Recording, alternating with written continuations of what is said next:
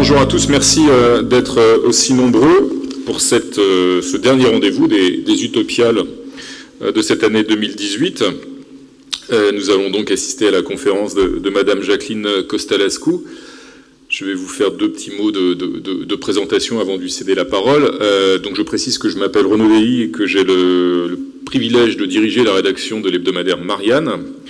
Marianne qui est associée à ces Utopiales, qui est très heureux, notre journal est très heureux d'avoir été associé, d'être partenaire de ces rendez-vous de débat et d'échange à l'invitation du grand maître Philippe Foussier et du Grand Orient de France. J'en profite, petit message commercial pour vous préciser que dans le numéro actuellement en vente de Marianne, vous trouvez d'ailleurs un texte de Madame Jacqueline Costalescu ainsi qu'une tribune aussi de Monsieur Jean-Yves Mollier que vous avez entendu tout à l'heure, et que vous trouverez très prochainement le compte-rendu de ces Utopiales dans un prochain numéro de Marianne. Marianne, comme son nom l'indique, évidemment, de par ce titre éminemment républicain et citoyen, ce sera l'objet de la conférence de tout à l'heure, Marianne avait évidemment vocation à s'associer à ce rendez-vous qui nous rassemble ici comme partout en France aujourd'hui. Alors Jacqueline Costalescu, je vais donc vous céder la parole. Vous êtes sociologue, juriste, directrice de recherche au CNRS. Vos titres, votre carrière, vos honneurs sont multiples et nombreux, et vous avez encore reçu hier, et vous me le confiez à l'instant, comme chacun le sait, que c'était un grand moment, la Marianne œuvre du sculpteur Jacques France, la Marianne du Grand Orient de France. Vous avez été récompensé, et je sais que cette récompense vous va droit au cœur, effectivement que c'était un moment fort, et vous avez tout au long de votre carrière, dans vos travaux, vos nombreux ouvrages, vous avez travaillé sur de multiples thèmes qui ont en commun cette idée de la citoyenneté, c'est-à-dire que vous avez travaillé sur la laïcité, sur la question de l'intégration, sur l'école. Vous avez d'ailleurs été membre du Haut Conseil à l'intégration et aussi de la commission Stasi en son temps. Vous avez donc travaillé sur vous êtes interrogé toujours, et vous nous avez incité à nous interroger, à réfléchir sur cette notion de citoyenneté, et c'est le thème que vous allez traiter dans un instant. Je précise d'ailleurs, car sinon je risque de l'oublier, que nous vous retrouverons à l'issue de la conférence à l'occasion d'une séance de dédicace dans le hall du Grand Orient de France de vos ouvrages, ainsi que Jean-Yves Mollier qui lui aussi sera présent pour vous dédicacer les siens. Cette notion de citoyenneté, donc, elle émane, elle irrigue l'ensemble de vos travaux, et on peut s'interroger aujourd'hui sur ce qu'il en reste de cette citoyenneté. On a le sentiment, lorsqu'on regarde la marche chaotique du monde et de nos sociétés contemporaines, rongées par l'individualisme, le consumérisme et bien d'autres mots dont on va parler dans un instant, on a parfois le sentiment que la citoyenneté, elle ne va pas bien dans la France, dans l'Europe et dans le monde de 2018, qu'elle ne se porte pas très bien. Et donc c'est pour ça, Jacqueline Costalescu, que nous allons vous demander comment va-t-elle cette citoyenneté, pourquoi semble-t-elle avoir perdu un peu de son sens, de sa saveur, de sa densité au fil du temps. Pourquoi semble-t-elle un peu s'être effacée, cette citoyenneté? Quels sont évidemment les obstacles ou les menaces qui la rongent, qui la combattent ou qui la font reculer? Et comment la citoyenneté peut-elle surmonter ces obstacles?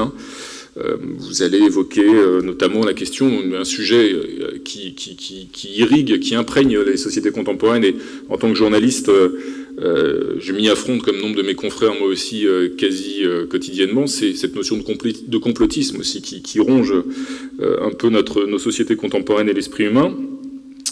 Donc quels sont ces obstacles que la laïcité doit affronter?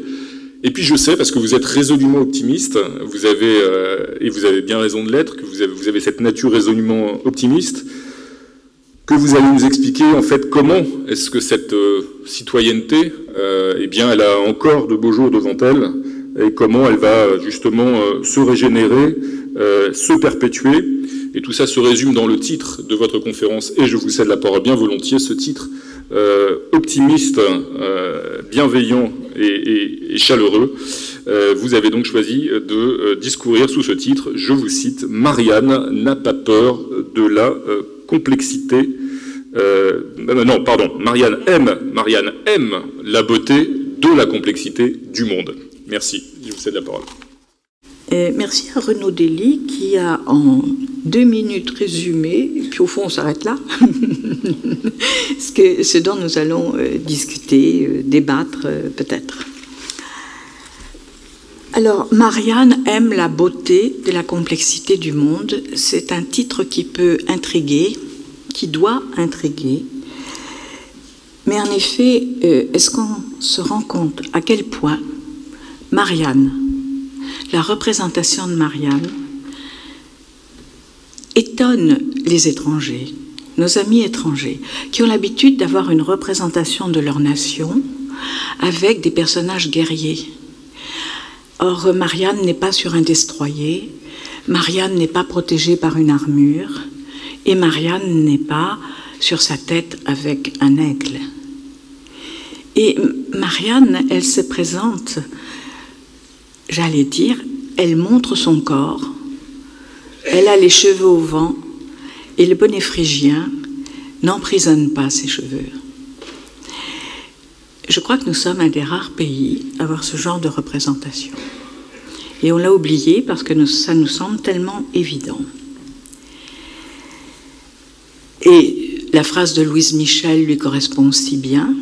Simple, forte, aimant l'art et l'idéal, brave et libre aussi, la femme de demain, pour elle c'était la femme de demain, mais j'ajoute comme hier au soir que je crois que c'est en grande partie la femme d'aujourd'hui, la femme de demain ne voudra ni dominer, ni être dominée. Simplement, avec l'effacement aujourd'hui de la culture historique, l'affaiblissement de l'engagement citoyen, la société française semble aujourd'hui s'être laissée aller à des démons, le démon du politiquement correct, le démon du multiculturalisme importé du monde anglo-saxon. Pourquoi ? Il y a un effet de la conversion au libéralisme économique, de tous ceux qui voulaient faire oublier qu'ils avaient été les compagnons de l'Union soviétique. On a rappelé tout à l'heure à quel point en Union soviétique on a pourchassé les francs-maçons. Aussi les compagnons de route de la Chine de Mao, du Cambodge de Pol Pot, de l'Iran de Khomeini. Beaucoup de nos intellectuels, et ça a été rappelé d'ailleurs dans Marianne récemment, beaucoup de nos intellectuels ont essayé de voir le paradis ailleurs. Mais il y a aussi, ça je tiens à le dire, une conversion par intérêt. Par exemple, pour les intellectuels, pour obtenir des publications en anglais, pour obtenir des conférences aux États-Unis, il suffisait de dire qu'on était anti-laïque et anti-républicain. Alors c'est vrai, Marianne a été moquée. Et que n'a-t-on dit sur le modèle républicain ? Il y a un quart de siècle de critique du modèle républicain, mais justement, faut-il préciser que c'est au moment où il était de moins en moins appliqué. Et d'ailleurs, lorsqu'on était vraiment dans la République et la laïcité, on ne parlait pas de modèle. On a commencé à parler de modèle à quel moment ? Au moment où justement il y avait effacement des valeurs républicaines et de la laïcité. Ces 25 dernières années, la citoyenneté s'est en effet fragmentée jusqu'à perdre une partie de sa substance. Et cela est allé avec le fait que l'intérêt général a été laminé. Ce qui définissait la citoyenneté, depuis la déclaration de 1789, c'était le fait que la citoyenneté était une dignité, une qualité et un statut.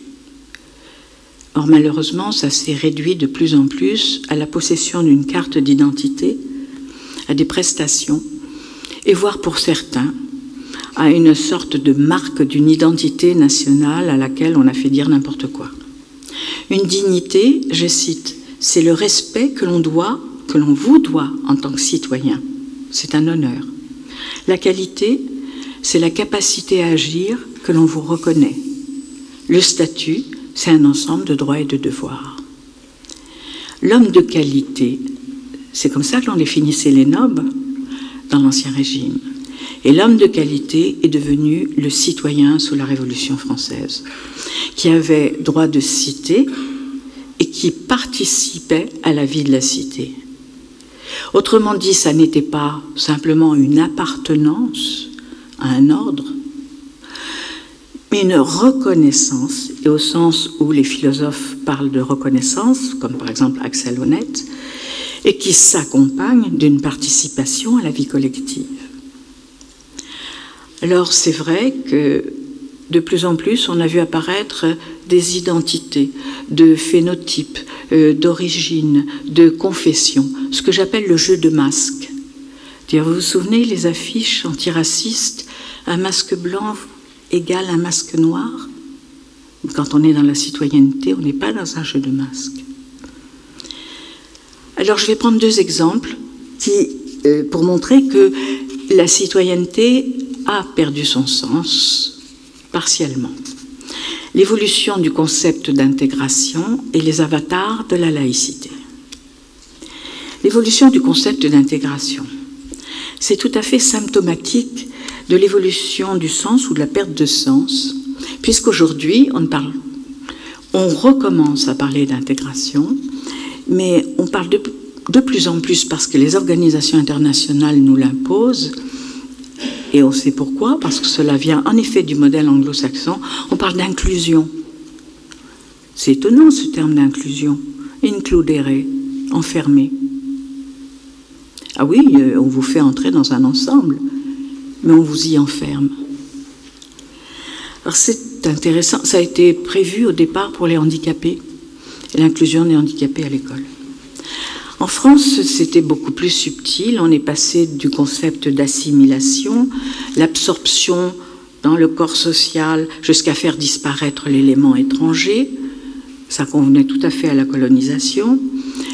Au concept d'insertion, je n'ai pas le temps de vous dire comment, sous Georgina Dufoy, dans le Haut Conseil auquel je siégeais, on parlait déjà au milieu des années 80 des retraites qu'il faudrait payer, et donc reconnaître les différences pour que nous ayons des amis étrangers qui acceptent de se faire naturaliser français ou devenir français par le droit du sol. Donc l'insertion, c'est les mesures sociales, partielles, etc., en sachant que la réinsertion, par exemple, au pays d'origine, est toujours possible. C'est-à-dire qu'on n'ébranle pas l'ensemble national en vous réinsérant au pays d'origine. Et puis, c'est à partir du bicentenaire de la Révolution française, donc de la réflexion sur la citoyenneté, que le concept d'intégration a ressurgi. Il avait déjà existé avec Jacques Soustelle à la fin de la colonisation en Algérie. Je n'ai pas le temps de développer, mais c'est intéressant de voir l'histoire des mots. Donc là, l'intégration là, est devenue un processus par lequel des individus, des collectifs différents vont créer une réalité nouvelle.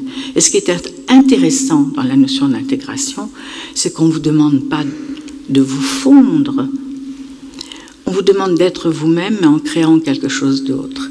Et que l'antonyme de l'intégration, c'était la désintégration.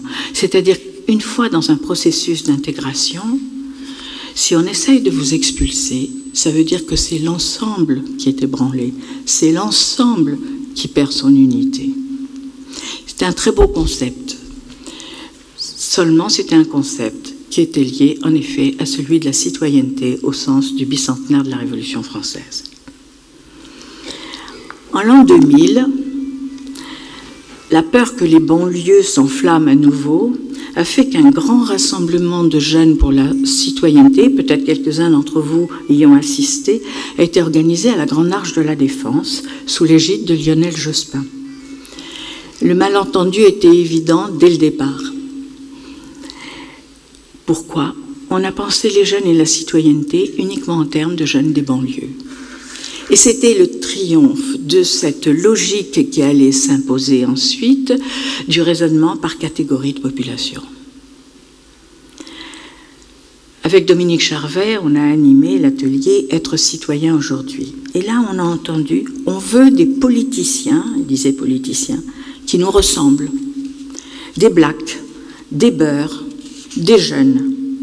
C'est-à-dire que la représentation politique sur des idées, des programmes, avait perdu sa légitimité.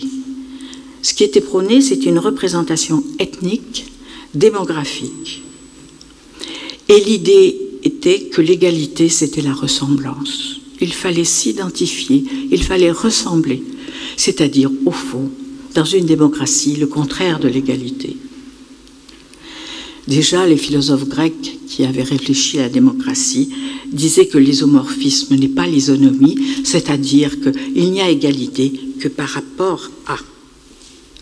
Et ça, c'était terminé. On était dans une horizontalité, il fallait que les gens se ressemblent.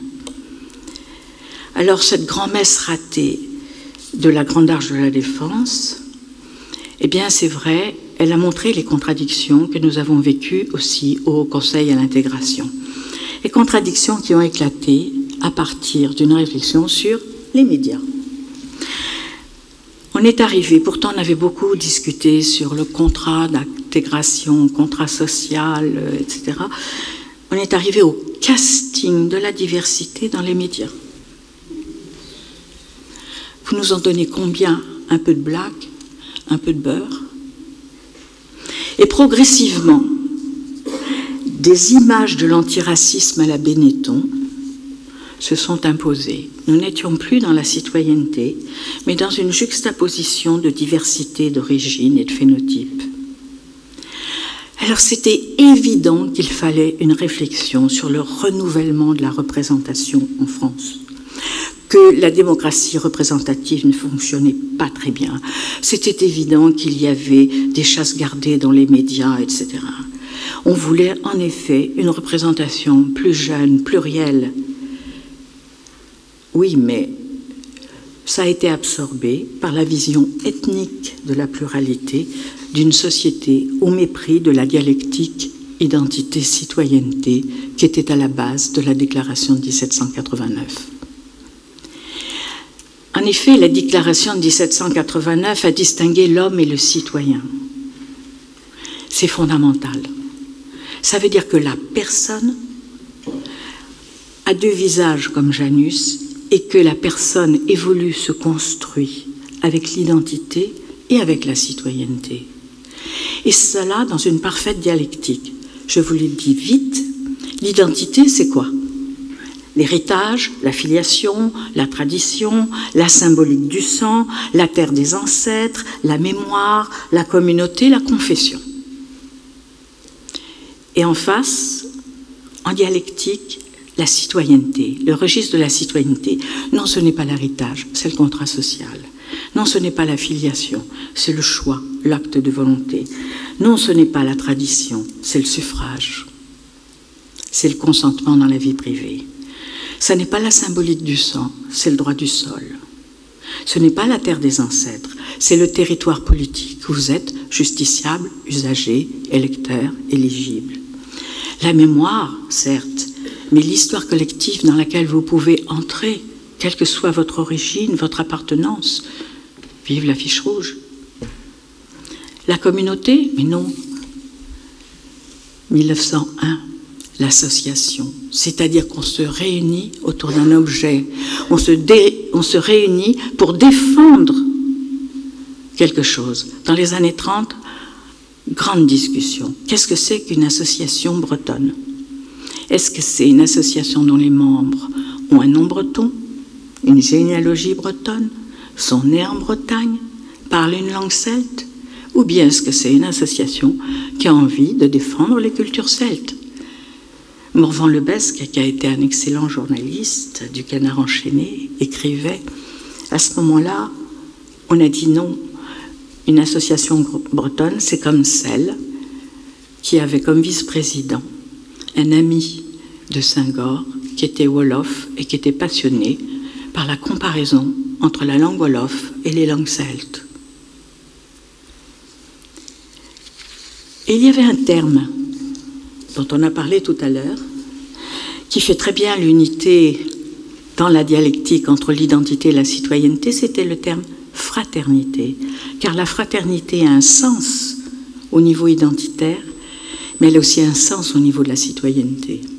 Et quand on entend certaines personnes qui vous disent, et qui se disent défendre la laïcité, et qui vous disent être frères et sœurs, c'est partager le même sang, oui, dans le cadre identitaire. Mais dans la citoyenneté, c'est se sentir dans l'universalité membre de la communauté humaine. Et c'est très difficile à faire passer. Alors justement, la laïcité est au cœur, absolument au cœur de ces réflexions. Les avatars de la laïcité, ils sont significatifs. Le bon ton est de dire aujourd'hui, il y a autant de conceptions de la laïcité que de laïcs. Quelle stupidité! La laïcité est un concept du politique, je dis bien concept et pas une notion, qui signifie l'autonomie du politique et du religieux. Elle a pour corollaire la séparation des églises et de l'État. Elle a pour corollaire l'indépendance de la citoyenneté et de la confession. Elle a pour corollaire l'émancipation de la loi civile, de la loi religieuse. Hommage à ces amies égyptiennes, tunisiennes, marocaines avec lesquelles je travaille dans le cadre du dialogue euro-arabe, qui ont voulu justement bien montrer que l'émancipation de la loi civile, de la loi religieuse est l'essentiel du fondement de la laïcité. Elles n'y sont pas arrivées. Et puis c'est aussi comme corollaire la neutralité de l'État et du service public. L'État ne privilégie ni ne salarie aucun culte. Sur la distinction espace privé, espace public, c'était vrai quand l'État-providence n'existait pas comme il est aujourd'hui. Mais on pourrait en discuter. Autrement dit, c'est une déclaration. Rien n'est plus limpide et dense que la laïcité. C'est comme, si vous permettez la métaphore, c'est comme un socle de cristal.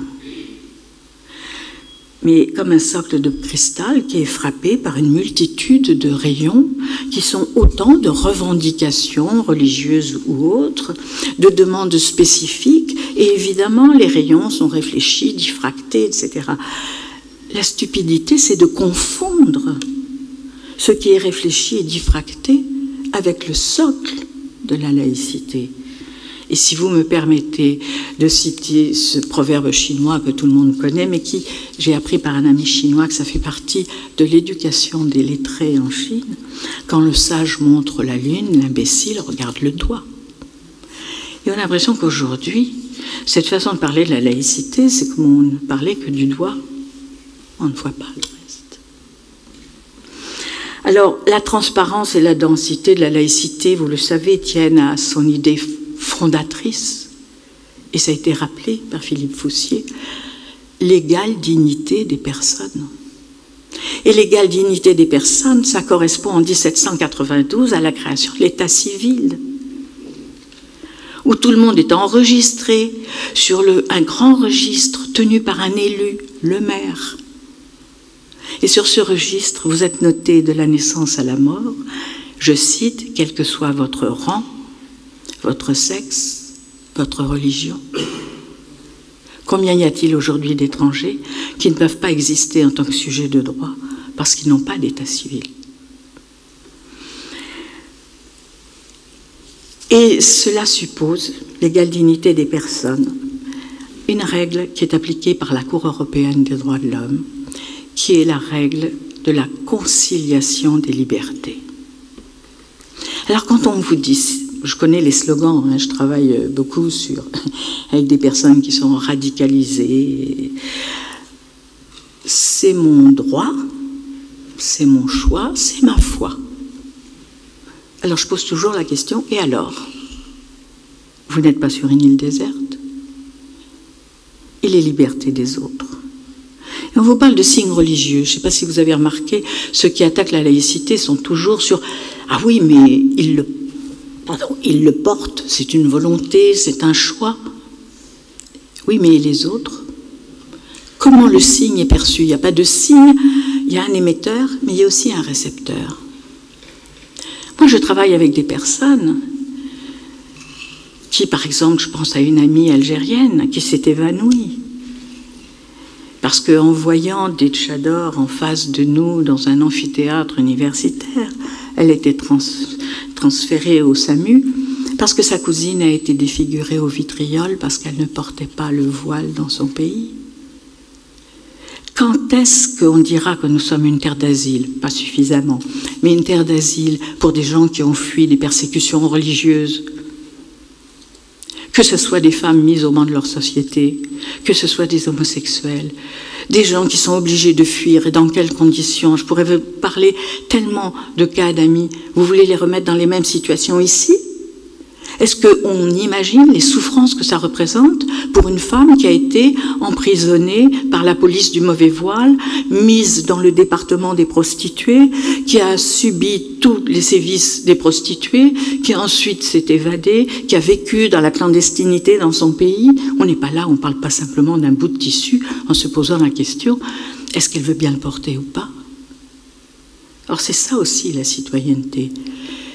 C'est comme aussi la connaissance, c'est la relation à l'autre. Alors, ce qui veut dire que, en effet, je passe, si on n'est pas dans cette idée que la laïcité, c'est pas seulement une séparation structurelle, c'est aussi une méthode de pensée avec l'esprit critique, la confrontation des idées, le pluralisme.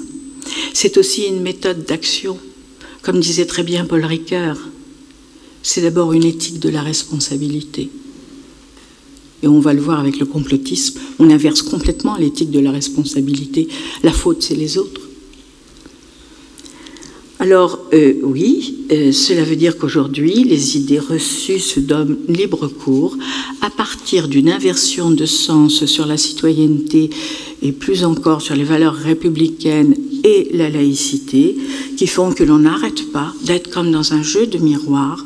On vous renvoie l'inverse de ce qu'est au départ les concepts dont on parle. Oh, vous le savez, une exception française. Alors là, si vous le permettez, René Raymond avait dit non, pas une exception française, une antériorité française, comme 1789 pour les droits de l'homme. C'était l'époque où il était à la commission Stasi. Je pense qu'il y avait une contamination de l'idée laïque. On vous a tout dit, je ne développe pas, pardon, que ce serait la fin des religions. Bon, quand on voit la jurisprudence dans un pays laïque, quand on voit la qualité des écrits sur les spiritualités, les religions, etc., mais vraiment, comme me disait un ami allemand, il y a beaucoup plus de littérature en France sur la religion qu'en Allemagne. Et je cite toujours cet exemple. Nous étions en classe de 4e, nous avons monté l'annonce faite à Marie de Claudel dans une école publique avec un professeur de français qui était communiste. Oui, non, ça a existé. À l'époque, on vivait la laïcité dans le pluralisme. Et puis on a dit cela discriminerait les nouveaux cultes, c'est-à-dire les cultes récemment implantés en France, et évidemment l'islam. Alors on oublie d'ailleurs qu'il y a d'autres religions qui se sont implantées en France et qui se félicitent de la laïcité, comme par exemple les bouddhismes, l'hindouisme. Pourquoi on n'en parle pas? Plus d'1 millier de pagodes. Vous avez entendu parler des conflits? Des aumôniers? Une émission à la télévision? Je pourrais vous dire comment ils ont fait. Ils ont appliqué le droit de la laïcité. Donc, simplement, il y a du racisme anti-musulman. Il y a des discriminations, mais on le traite comme tel. C'est un délit. On va en justice, on fait condamner les gens qui sont racistes. Mais ce n'est pas la laïcité. Ça fait partie de la perversion actuelle des anti-laïcs que, par exemple, de faire une dérive vers le racisme et la discrimination, et là on n'est plus dans le cadre de la laïcité. Alors, quels sont les obstacles? Eh bien, je vois aujourd'hui quelque chose qui est, outre tout ce que vous avez si bien dit, c'est-à-dire une longue histoire, et je note à quel point l'Église catholique a été particulièrement virulente contre la maçonnerie, juste après les lois sur l'école. Elle perdait son emprise sur l'éducation. Oui, les obstacles aujourd'hui, j'en vois deux qui se développent, la victimisation et le complotisme. Et les deux les deux se s'allient contre la citoyenneté, contre la dimension des Lumières. Si vous permettez un jeu de mots, la République n'a pas besoin d'indigènes, mais de citoyens lucides et solidaires. Je peux prendre un peu d'eau.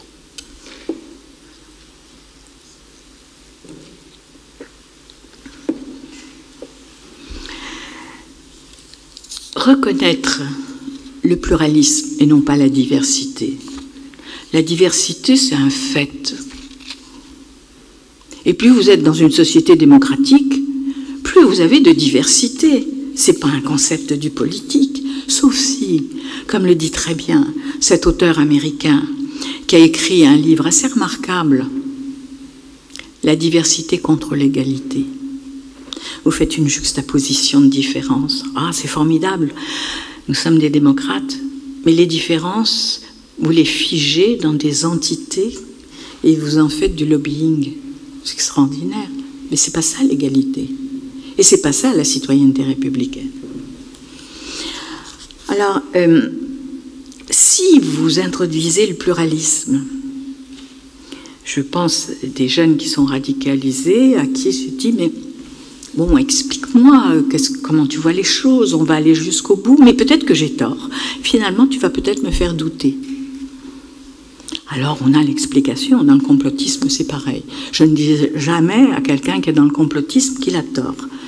J'essaye toujours de lui demander de me démontrer, en disant, mais je doute. Tu vas finir par me faire douter. Je dis, oui, mais si je doute, toi, tu peux douter aussi. Et là, c'est la brèche à partir de laquelle on peut commencer à montrer qu'il y a un pluralisme.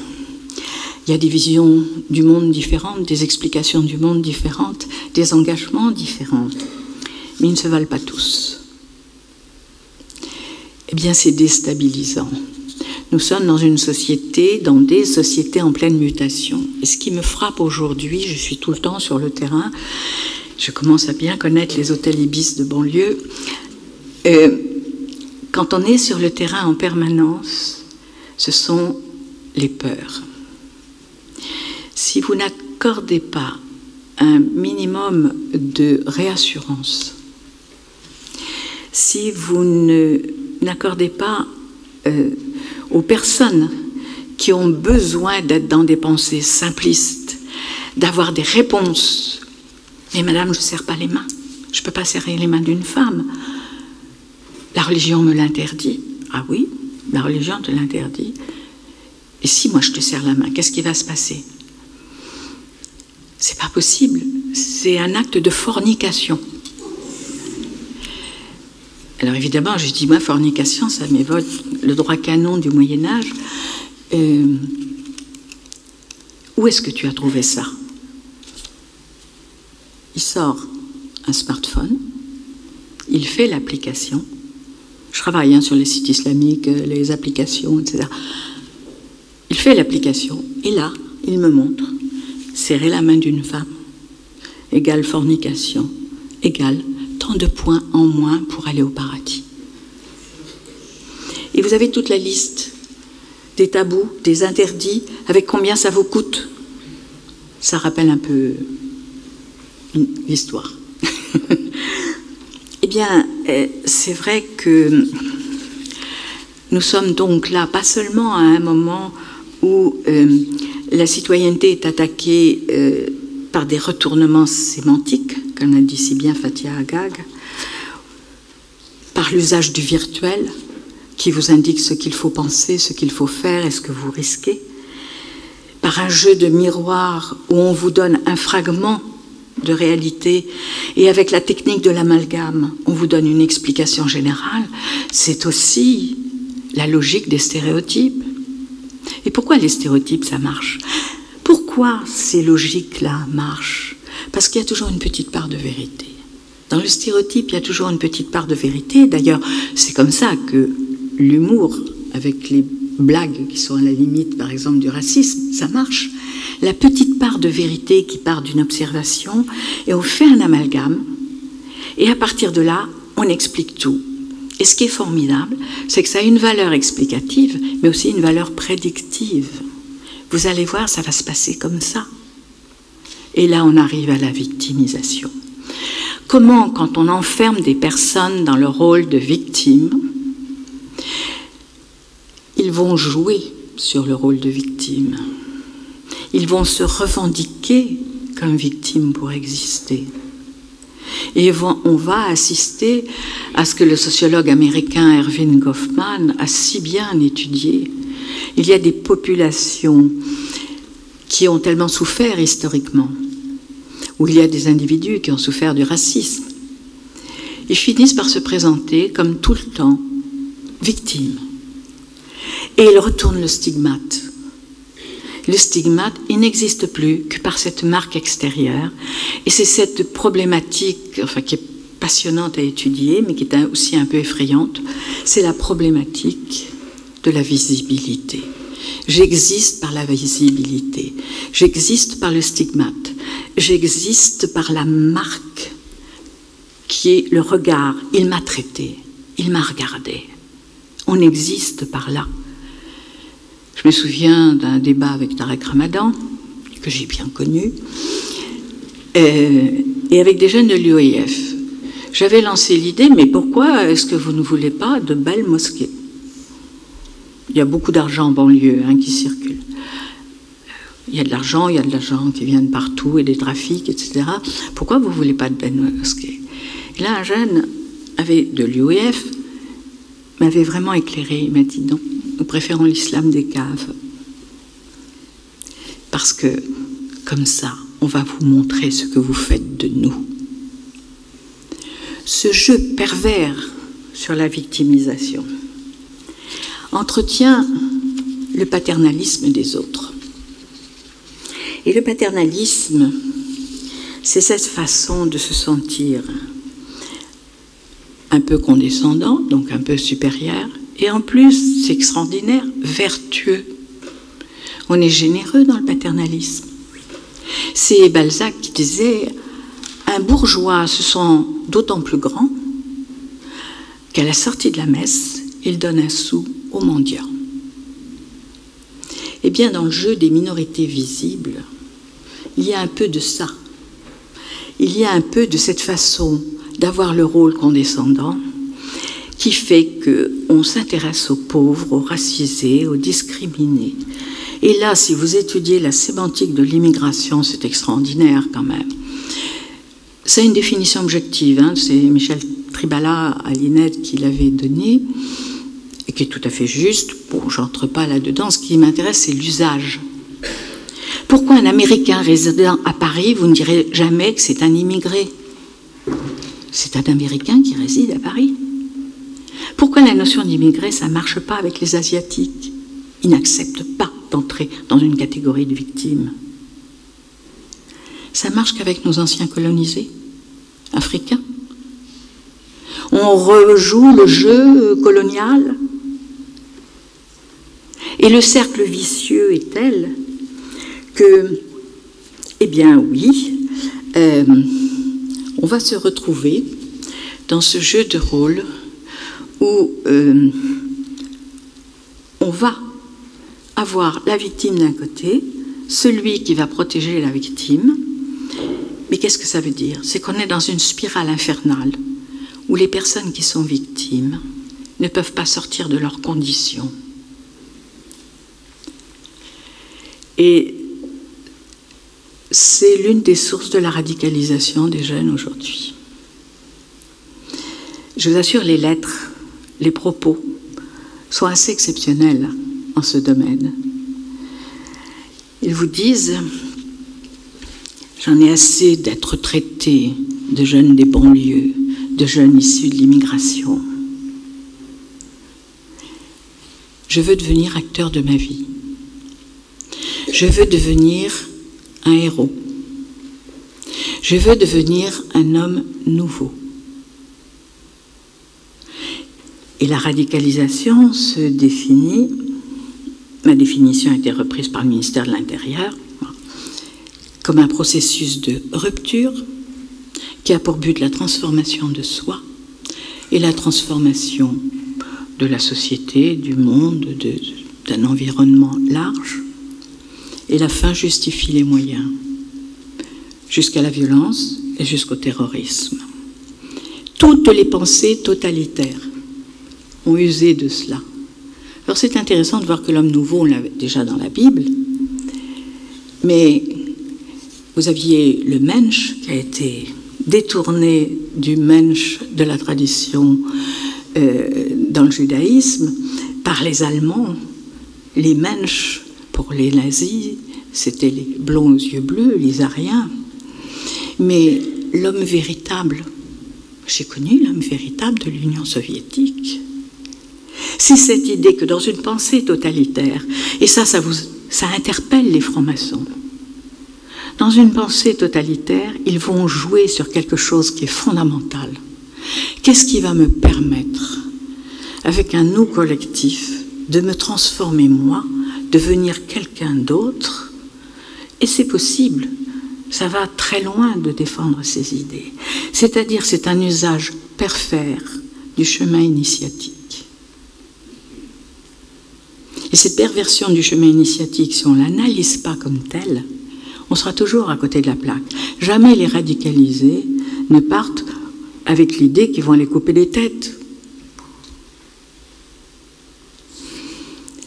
Alors, ça n'est pas aussi clair que ça, hein, parce que l'argent et le sexe participent beaucoup. J'en parlais avec le père Desbois. L'argent et le sexe, ça a beaucoup participé au départ vers le Moyen-Orient. Mais le sexe, avec des femmes qui vous permettront de monter au paradis.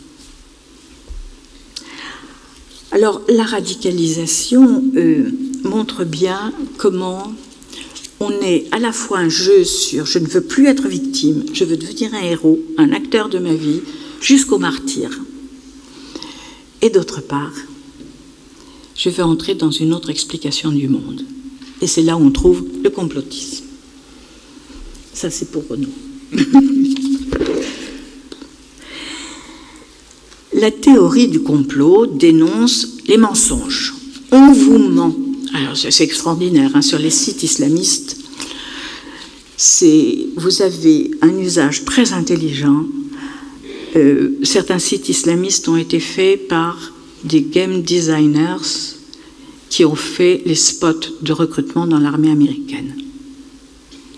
On a, du point de vue technique, des choses extrêmement intéressantes qui répondent tout à fait aux films de science-fiction, à des séries de fiction, et surtout avec ce qui est fait dans les jeux vidéo. Je travaille avec des game designers, c'est très intéressant. Vous avez donc ces nouvelles technologies qui sont utilisées, et par derrière, les archétypes millénaires qu'ont utilisés toutes les religions. Je pourrais presque vous mimer les premières.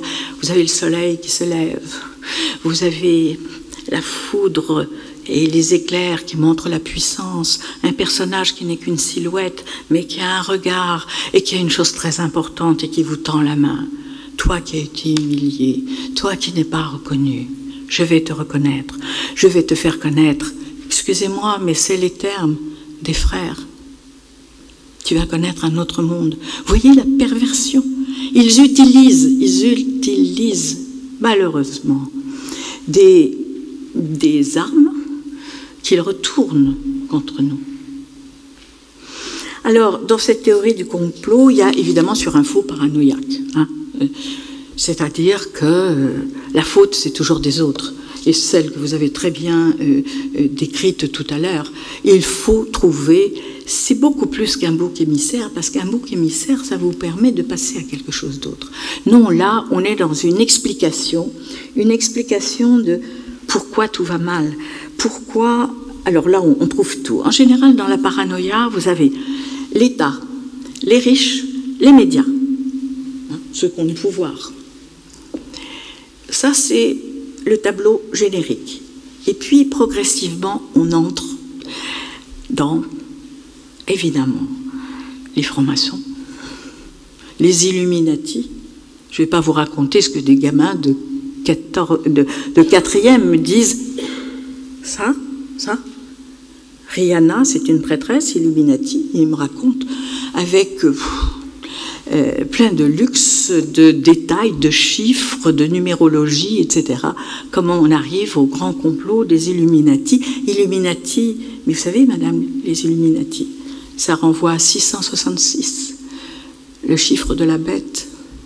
Le chiffre de la bête, ça, des collégiennes quatrième, hein, on dit ça. Le chiffre de la bête, c'est dans la Bible. Et la Bible, c'est les Juifs.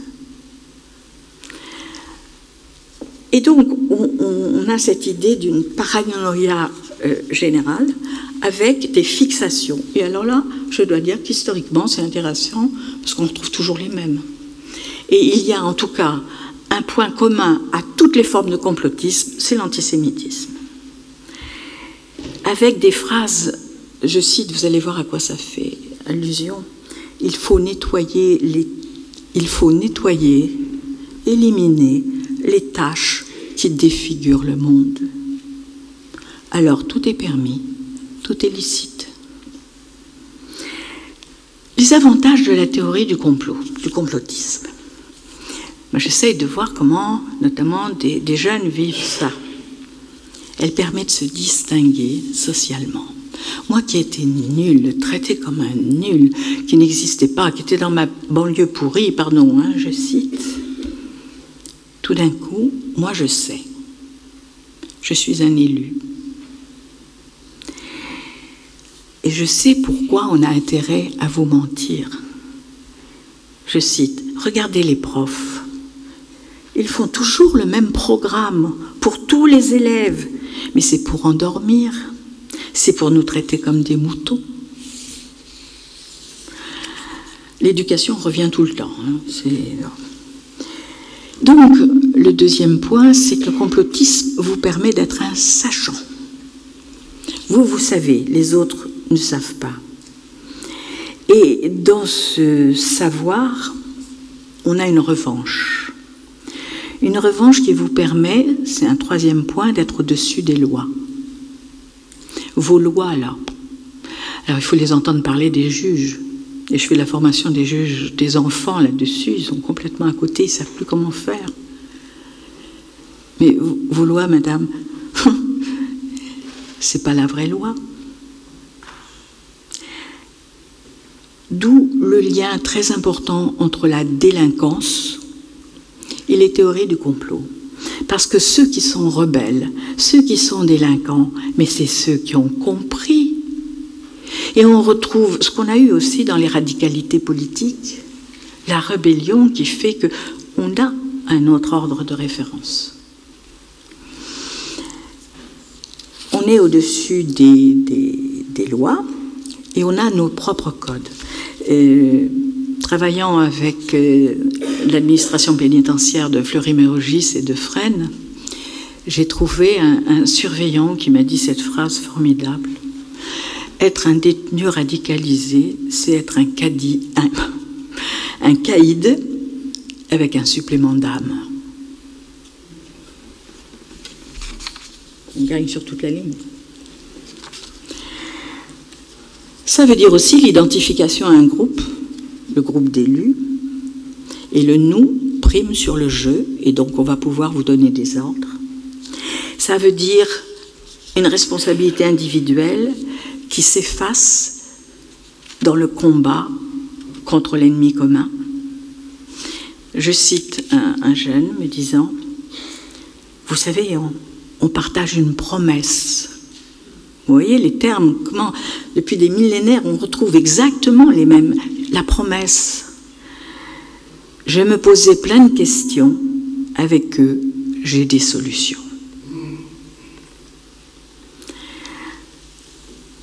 Alors, la victimisation vient alimenter fondamentalement le complotisme.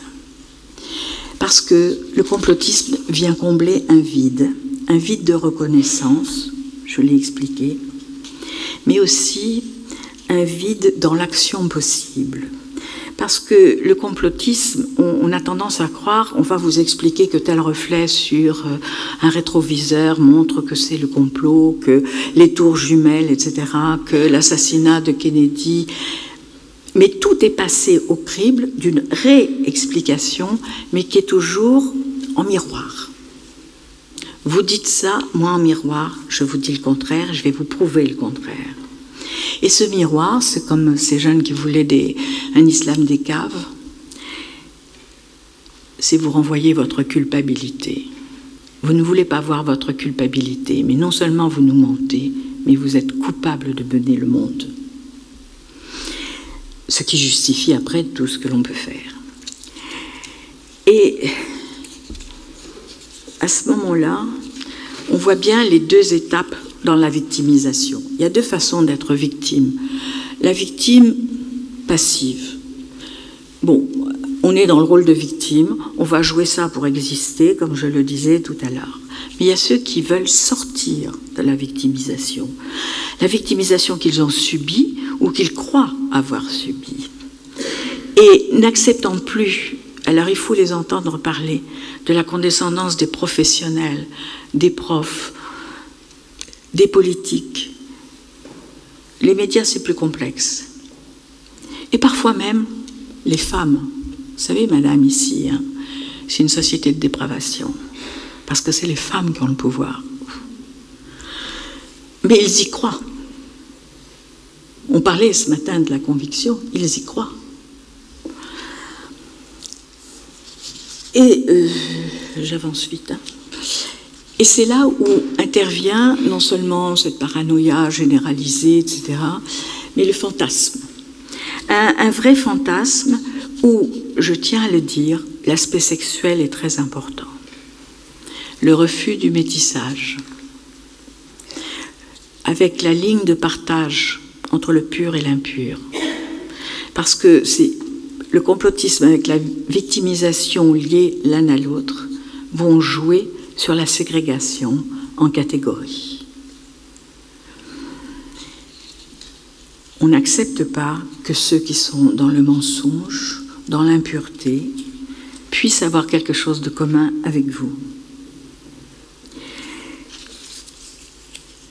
Alors, de l'autre côté, c'est vrai que nous on en sort, nous on sait, nous on combat, nous on est les héros. Mais dans les deux cas, il y a résonance entre ceux qui sont victimes passives et ceux qui veulent en sortir. Et avec le complot, on vous a fait les catégories de population. C'est ce que Michel Dornano appelait les catégories à part de population.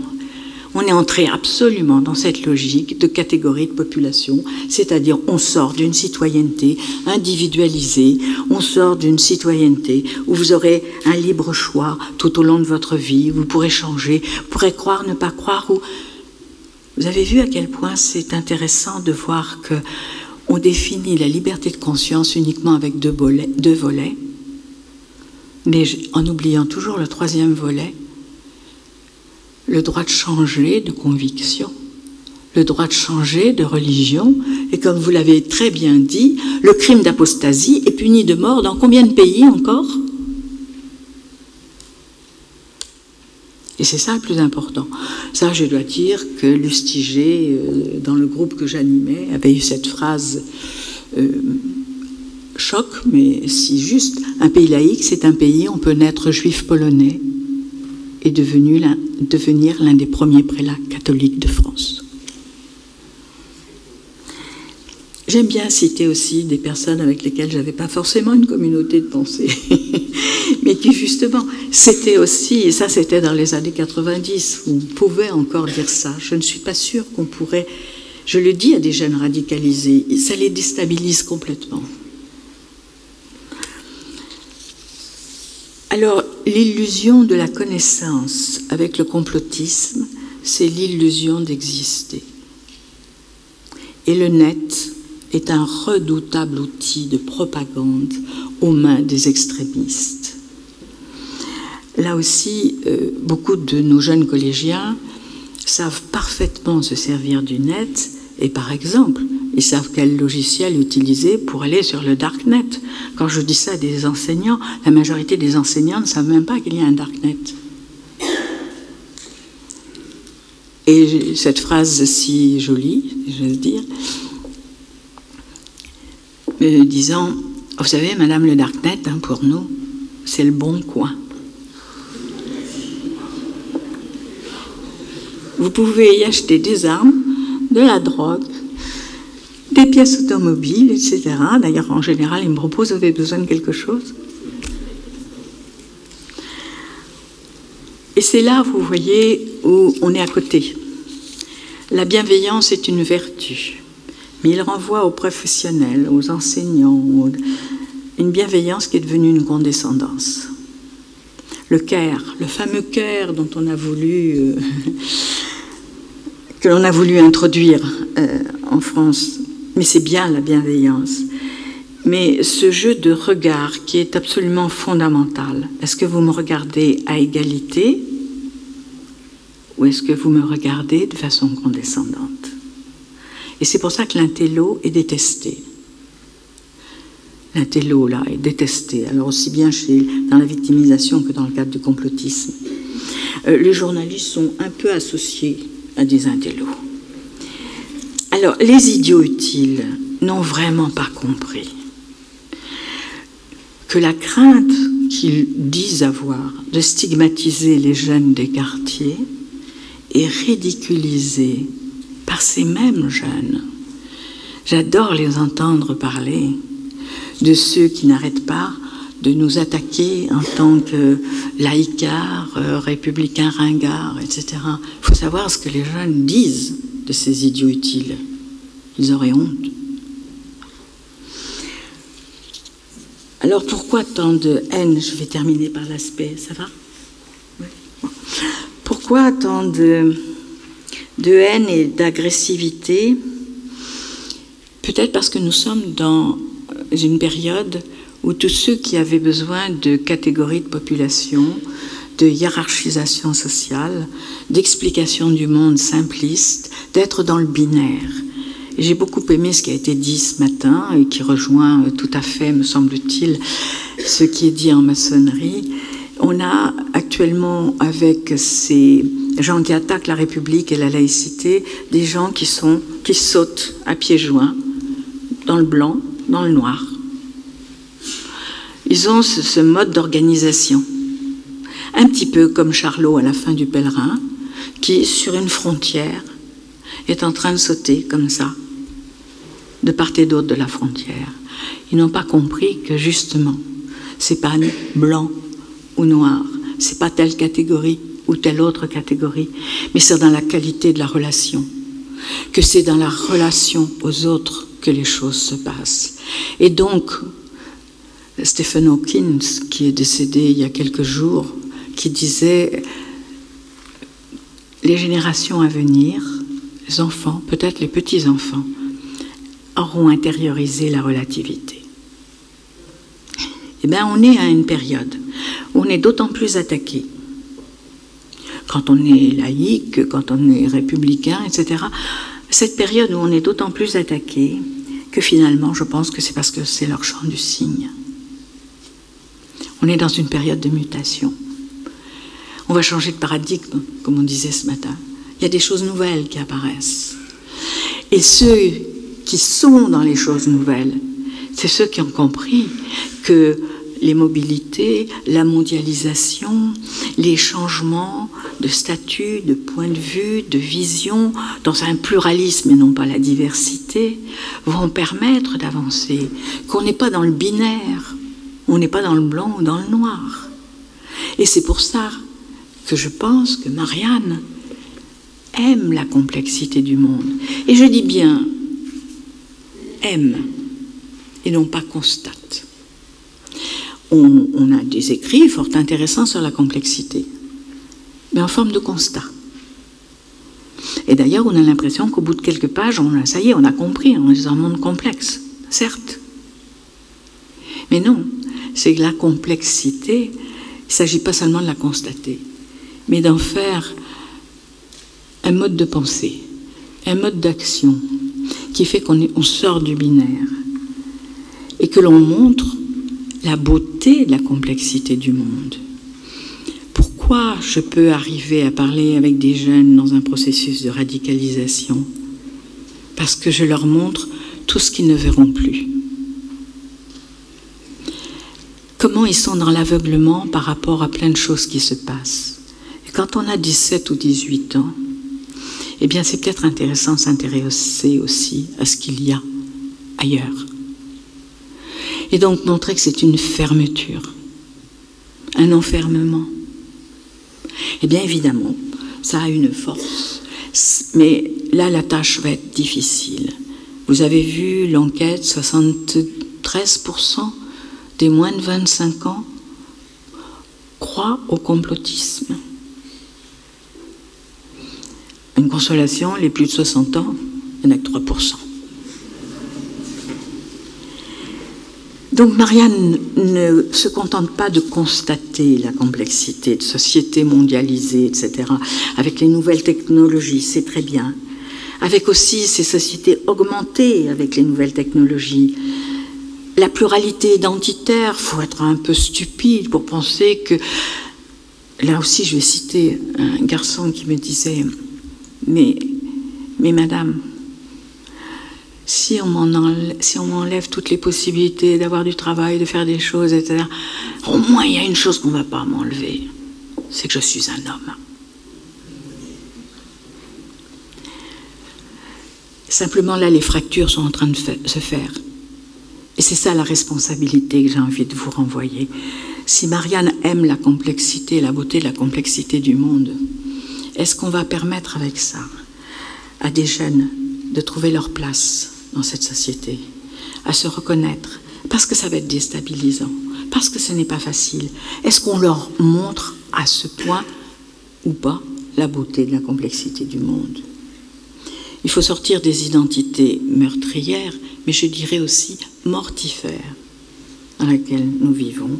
Alors, l'invective, la dénonciation systématique et globale bon, moi j'ai été tellement menacée de mort que j'en ai jusque-là, je finis par en rire, et les attaques, les cyberattaques, etc., j'en ai aussi assez. Mais nous savons que les choses sont en train de bouger. Et ce que j'observe actuellement en France, il y a plein d'endroits, mais aussi dans des pays étrangers, mais notamment en France. Nous sommes à nouveau dans une société qui se remet à inventer, à créer. Mais faut-il encore ne pas être aveugle, le regarder, en témoigner? Restons attentifs, et je terminerai par une citation de Germaine Tillon, l'amie Germaine Tillon, qui disait « Ne tournez pas le dos ». Ne tournez pas le dos. Au terme de mon parcours, je me rends compte combien l'homme est fragile et malléable. Rien n'est jamais acquis. Notre devoir de vigilance doit être absolu. Nous avons parlé de la vigilance tout à l'heure. Le mal peut revenir à tout moment. Il couve partout. Et nous devons agir au moment où il est encore temps d'empêcher le pire. Mais moi, j'ajouterais, mais non, on est déjà dans un autre monde où plein de choses belles sont en train de se produire. Merci à vous, Renaud Dely, et nous nous félicitons d'avoir poursuivi ce partenariat avec Marianne, engagé déjà depuis plusieurs années dans le cadre de ces utopiales maçonniques. Donc merci à vous d'avoir animé cette conférence de Jacqueline Costa-Lascou. Merci donc à vous, Jacqueline, particulièrement pour nous avoir éclairé sur cette notion de citoyenneté. Merci à vous, Jean-Yves Mollier, d'être resté avec nous. Merci aux conseillers de l'ordre. Merci à Philippe Guglielmi, ancien grand maître, d'avoir été présent parmi nous cet après-midi. Jacqueline Costa-Lascou, vous avez éclairé une autre dimension de ce que nous avons exploré ce matin, bien sûr, mais aussi avec Jean-Yves Mollier tout à l'heure, et qui nous vient aussi de cet héritage des Lumières. C'est cette notion de citoyenneté, cette Marianne qui porte le bonnet phrygien des esclaves affranchis, qui n'est pas sans nous rappeler l'origine du mot franc-maçon.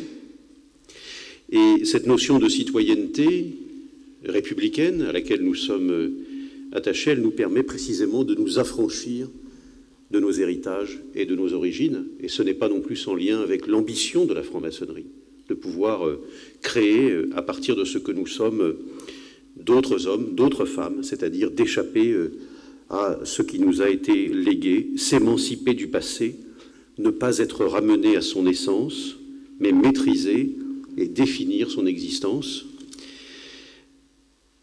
être reconnu pour ce que nous sommes, pour ce que nous avons choisi d'être, et non pas pour ce qui nous a été légué, imposé, même si nous pouvons, pourquoi pas, en être fiers, mais que nous n'avons pas choisi, sur lequel nous n'avons pas eu de prise, et donc être reconnu par, encore une fois, ce qui nous compose dans notre façon d'être, dans notre façon de penser, et non pas par ce qui nous enferme dans des origines, dans des héritages, dans du passé, vous l'avez dit, dans cette obsession de la souche, des racines, et donc qui nous projette vers l'avenir plutôt que de nous ramener sans cesse à notre passé, être reconnu pour nos qualités individuelles et nos vertus propres, et non par nos apparences, par ce qui caractérise cette obsession identitaire dans laquelle notre monde, notre société, notre continent sont enfermés. C'est précisément cette obsession identitaire, cette obsession des apparences, une obsession des apparences qui peuvent être celles de la couleur de peau, celles de l'ethnie, celles de la consonance patronymique, mais aussi ce que nous renvoyons en termes d'héritage socioculturel. Et donc tout ceci relève d'une conception essentialiste de l'homme, de l'humanité, et la raison pour laquelle nous sommes particulièrement à la fois passionnément et rationnellement attachés à une conception qui est celle de la citoyenneté républicaine, celle de l'universalisme, c'est précisément pour échapper à cet essentialisme, à cette essentialisation que revendiquent précisément un certain nombre de courants que nous évoquions tout à l'heure, c'est-à-dire les anti-lumières, c'est-à-dire les anti-modernes, c'est-à-dire ceux qui ont toujours contesté que nous puissions nous échapper d'un cours du monde qui nous était imposé ou par l'ordre divin ou par l'ordre naturel. Et donc nous bouclons la boucle avec le propos de Jean-Yves Mollier tout à l'heure. À chaque fois, c'est l'émancipation que nous choisissons pour échapper à ce qui nous est imposé. Voilà ce qui compose ce à quoi nous sommes attachés, ce pourquoi nous nous battons, nous autres francs-maçons, mais aussi citoyens républicains engagés, ce que nous devons réaffirmer sans cesse, cette ambition, ce combat que nous devons affirmer. Nous le faisons au Grand Orient de France comme institution, nous le faisons comme individuellement comme citoyens engagés, mais c'est aussi le rôle de chacun d'entre nous de résister à la pression qui nous est imposée par un certain nombre de courants pour en effet faire triompher l'idée de l'homme, l'idée de l'humanité émancipée, affranchie de ses origines, de ses héritages. Donc nous avons tous une responsabilité collective, individuelle, essayer de faire céder cet étau identitaire qui nous enferme, les mouvements d'extrême droite, un certain nombre de populismes, les intégrismes religieux qui essayent de nous enserrer dans cette logique. Et donc, il faut desserrer cet étau, il faut faire triompher cette conception-là. Et lorsque nous avons parfois la tentation d'être pessimistes, rappelons-nous d'abord votre propos, et rappelons-nous aussi la célèbre phrase de Gramsci, il faut toujours équilibrer le pessimisme de la raison par l'optimisme de la volonté. En tout cas, merci à vous de nous avoir éclairés, de nous avoir indiqué des pistes de réflexion et d'action.